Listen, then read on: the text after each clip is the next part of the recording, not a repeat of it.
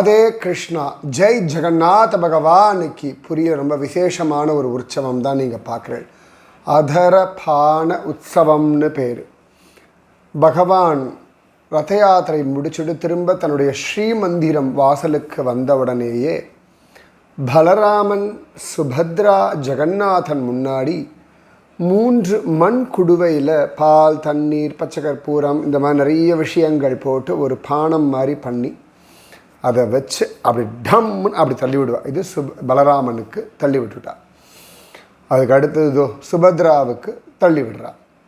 அடுத்தது ஜெகநாதனுக்கு தள்ளுவா. எதுக்குன்னா பூத பிரேத பிசாசங்களாக அலையக்கூடிய அந்த ஆத்மாக்கள் இந்த அதரபானத்தை குடித்து சத்கதி அடையணுன்றதுக்காக இந்த ஐதீகம் வருஷா வருஷம் இது நடக்கிறது.